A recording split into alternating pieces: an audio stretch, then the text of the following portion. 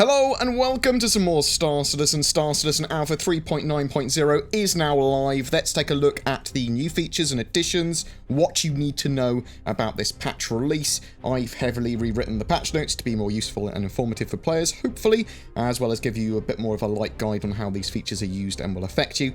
And there's a load of other stuff that's happening with this patch as well. There has not been an asset wipe, so players that have UEC, ships, and items that they've bought in-game from 3.8's branch should still have them. However, expect bugs and edge cases, where maybe not all of your items are carried across, whatever. It is alpha. There is a flyable ship sale at the moment with the Tavaran Prowler and an AV's helmet, so like a Tavaran helmet. They're on sale, and the Misk Reliance are also on sale, as they've seen updates in 3.9. The Mako has been redesignated a broadcaster rather than a news van now, so it's the same thing, but I just like it as a title, as a sort of like designation better. There is a referral bonus scheme on until the 11th of May, where if you get a referral recruit in the referral scheme, both you and the person that you recruited get a grey cat buggy. I think it's only for one buggy. I don't think you can stack up 1,000 buggies if you invite 1,000 people and they join, and they've got to spend $40 to be an actual recruit. I'll link that down below if you're interested. There is no new straight-to-flyable ship or concept ship here either. Just the Prowler has been added in this patch. There is a 3.9 patch already planned, though, which we do know that the P-72 Emerald's going to be in, and potentially a new ship or some other stuff as well. We'll have to wait and see. There's no confirmation yet if previous owners of the Prowler will get that Aves helmet for free, or Aves helmet, however you call it. I hope that they would, though. It does seem to be free for anyone that bought the Tavaran Prowler on Warbond, but we'll have to wait and see. Right, let's get into the patch. You'll notice the default spawn location choices have been updated to only include major city locations, so New Babbage, Area 18, and Lorville.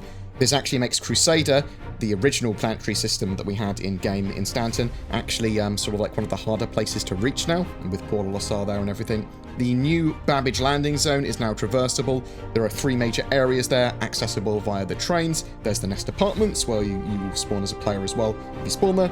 The Commons area is then accessible via the train. With food shops, there's also a new clothing store, weapon and equipment shops there for all your ship's needs, all your character needs. I say all your character's needs. There's not actually that much in regards to getting your character equipped with gear, just your ships. You can find trade and refinery kiosks there as well, and social areas too with Wally's bar. Lots of cool looking stuff, lots of changes at night compared to day as well. Wally's bar becomes a sort of light show, like a Las Vegas type club. The other major location in New Babbage is the NBIS, the New Babbage Interstellar or Intergalactic Spaceport, where there is a ship rental shop for luxury ships ranging from the Aurora LN to the 600i.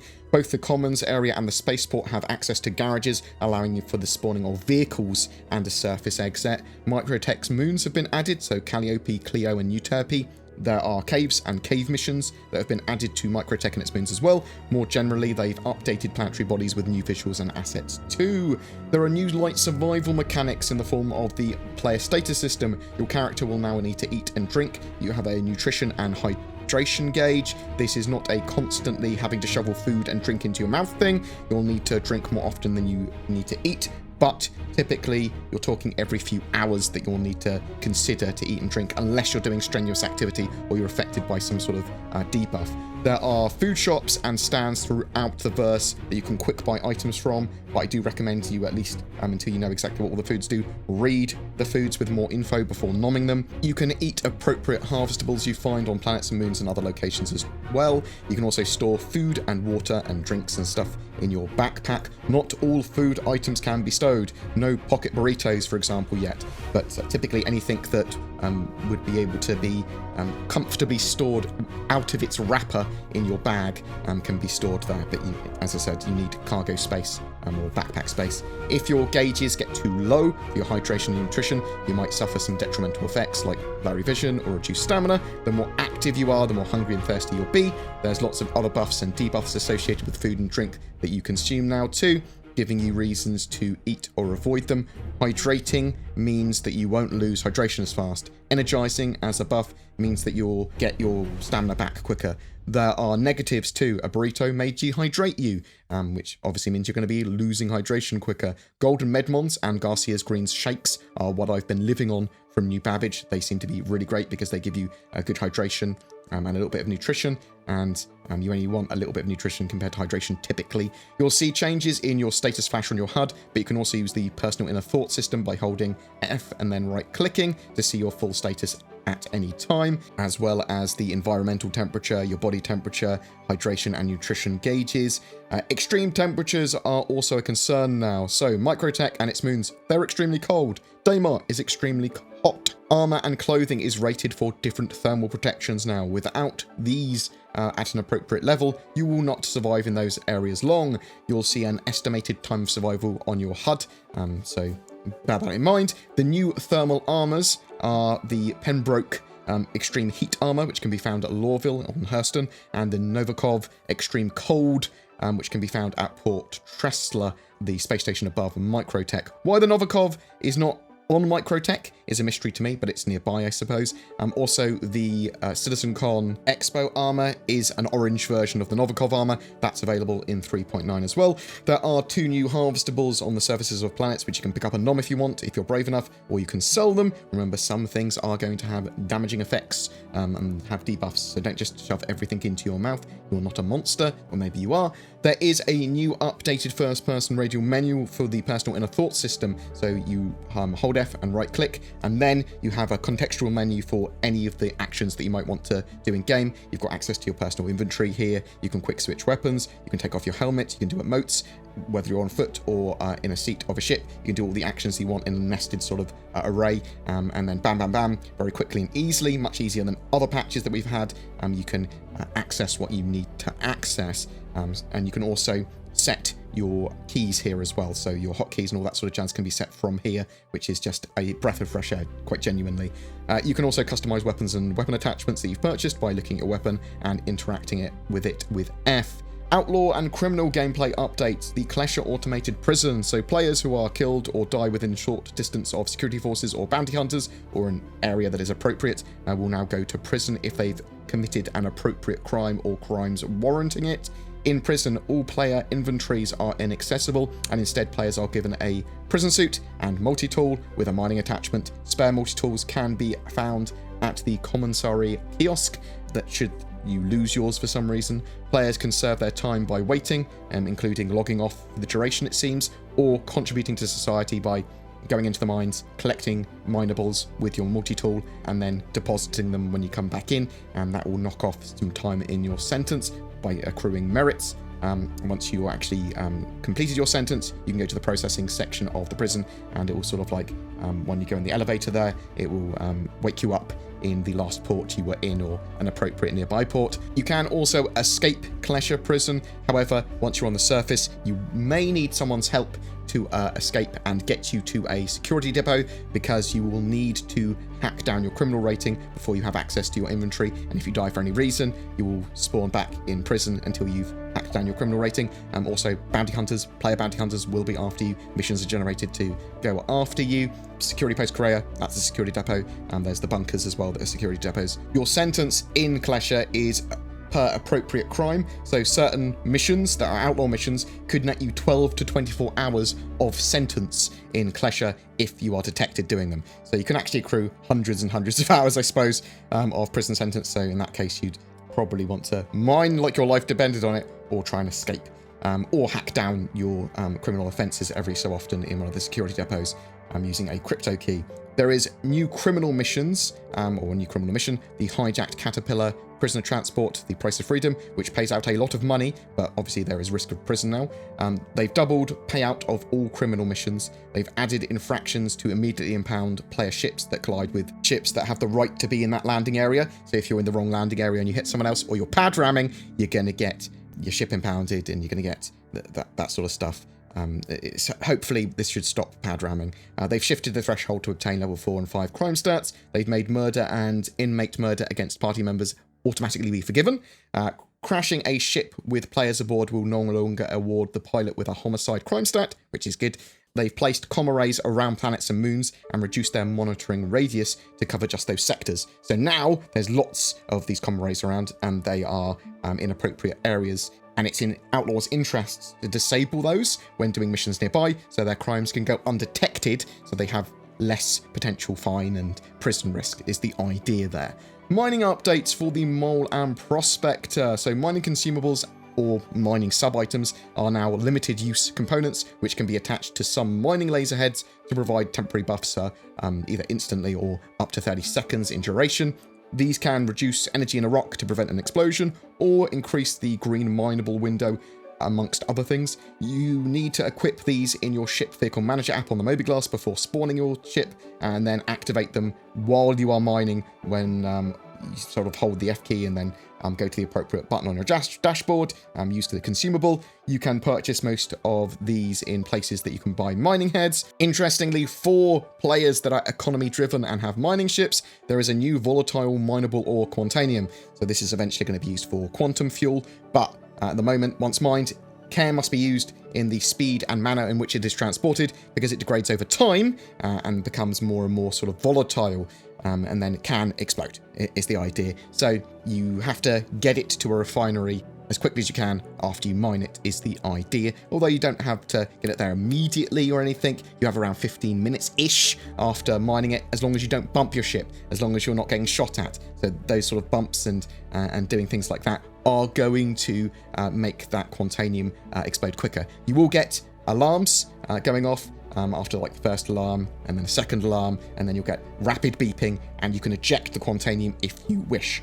You can find it around Yella's asteroid fields, as well as the moons of Microtech, Clio, and Euterpe on the ground. There might be lots of other places too, that's just where I've found it. I recommend that you get a Helix laser if you're trying to mine that. The consumables can be useful as well. The Optimum consumable, very, very useful, doubles the size of the green window. That's just a mega useful for that sort of stuff. Quantanium is incredibly valuable if you can mine a good amount of it, and I do see some people wanting to do just that potentially. The Argo Mole can also now attach size 1 mining lasers as well, if you're so inclined to do that for any reason. Ship and balance updates. The Aspira Prowler has been added to the game. This is the first of our own shipping game. It's a focused troop transport, allowing for quick EVA deployment of up to 16 troops. I suppose it's also got a pilot and co-pilot, so you could deploy those as well, 18 troops. The Prowler's doors can be opened without depressurizing the rest of the ship using its air shields, and it's going to be eventually quite stealthy and that sort of stuff as well. Pretty armored. It's got some cool stuff because it's first Tavaran shipping game. With the new ship, there are also new weapons that it has. The Asperia Light Strike energy cannons, which are available from other shops as well in sizes 1, 2, 3. They're designed for medium to long range sort of like engagements.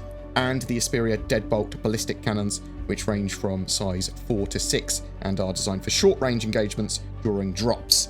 But again, you can go to places like Center Mass to pick those up, but they're also available immediately on the Prowler. They've updated ship AI behavior to include greater speed ranges and improved avoidance. You should notice AI being more active and not going AFK or not spawning, stuff like that. So AI should be considerably better and actually spawn in. AI ships should no longer spin wildly when in combat, well, at least not intentionally. So FPS AI should no longer aim in a random direction prior to aiming at the player. Manned turrets should no longer appear out of sync and not move to other players. Players should no longer encounter invisible players who are out of sync. The Crying Astro repair services should now work without need to hover prior to landing. There's been lots of fixes to missions and ships. They've tweaked combat damage of the size 2 mass drivers to bring them more in line with similar sized weapons, to offset some of the issues with shield holes. Damage to some shield components no longer passes through the ship's hull, so hopefully that will help with that. They've streamlined some of the aim and flying controls to reduce complexity in preparing for future updates, and there's lots more manual sort of things you can set in the options menu. I'll link that down below for people that are interested. They lowered the assisted or auto gimbal slew speed. They've added size 1 gimbals to all shops that have gimbals for sale, so you can put size 1 gimbals on ships that have size 1 points, so you can have auto-gimbaled or manual gimbals on their ships. Reliance got a lot of updates, increasing their wing health, adding missiles to them. They also added a second gimbal turret to the Reliant core. There have been lots of updates and fixes to various ships, HUDs, and OFDs as well. And this is all in aid to get Star Citizen more balanced and hopefully moving away from the mass driver meta and broken shields and making auto-gimbals track a bit slower while also improving AI in ships and in FPS. So I'm very much looking forward to seeing how this all plays out. Finally, for features, they added the new unified contact list and party system. Your Spectrum and in-game friends are now the same shared lists, and they're shared in real time, so you can add someone on the website or in-game, and you can see them on both. Add them to either, whatever. You also have a notifications tab with recovery options and party and friends requests. Your friends list is now a maximum of 800 people. There is some known issues though. The Cutlass Best in Show version has an opaque canopy. They're going to be providing the Cutlass Black as a loaner for that soon. Duplicate static trains may appear at Lorville or New Babbage. Ground vehicles cannot be spawned at Outpost ASOP terminals, but they're still spawnable at Levski, Lorville, and New Babbage. Players can become stuck when jumping over some railings. Ships can hitch or teleport at times when observing their motion. For ECN alerts, the rescued Starfarer will sometimes circle endlessly after all the waves are cleared. The player can spawn with their prison suit still on after ending their sentence. Being in a large party can cause party markers to fail to appear when inside a ship. If a player crashes while transitioning into prison, they will be unable to use their multi-tool. Players cannot see through the scope of the arrowhead or P6LR when crouched. VoIP, face over IP animations are not transmitting properly to others nearby. Cargo box left behind after a ship explodes appear to blink in and out when the player is moving. Player inner thought and interaction systems are offset in widescreen resolutions. Autopilot does sometimes not disengage after being triggered by a no-fly zone. Heavy environmental suit armors block portions of the mobiGlass, which is annoying when your arms are in the way of the mobiGlass and you can't see what button you're pressing. Boom! There it is! 3.9 is live and ready for everyone with a game package to play. I'm interested to know what you think of this live build. I'm hoping that they can get more of those known issues solved as well as soon as possible for that 3.9.1 build. What bugs are you experiencing at the moment? What do you like about this patch? Tell me about your experiences with whatever features you're playing. Do you like prison gameplay? Do you hate it? Whatever your thoughts, I'd love to hear from you in the comments below. I do think a lot of people are going to be hanging outside Klesha Prison, hovering over that are lawful, waiting for bounties to effectively appear when people escape from prison. So we'll have to wait and see about that. And if you want to see more into the how to escape from prisons and that sort of stuff, I've got videos on that, which you can find on my channel. So check those out. Spoilers, obviously, because you're seeing how to escape from prison. For April, we are giving away a Cutlass Black and Star Citizen game package. Just comment on any of my videos made during this month of April to be in for a chance of winning that. I am a shill for a couple of companies, NordVPN and NordPass. If you are looking for a VPN or a password management system, I recommend you check them out. They've got many benefits over free services, and as I'm pretty security conscious, I love those kind of services. Also, there's Shadow. If you are thinking about getting a new gaming rig or upgrading your gaming PC for Star Citizen or whatever, then consider Shadow instead. It is an internet cloud-based subscription service like Stadia, like GeForce Now, but this one gives you access to a full Windows 10 environment which is fully customizable, and that is significantly better in my opinion, allowing you to do a lot more with it. Check out the links below for them or use the code BoredGamer for discount. Also, if you wish to support the channel further, there is Patreon, there's the YouTube join member button down below. That really helps. This is a community supported channel and I wouldn't be able to do what I do without the support that I get. If you want to share these videos, if you want to comment, give feedback, whatever, that is also hugely appreciated. Thanks very much for watching, guys. You take care and I'll see you in the verse.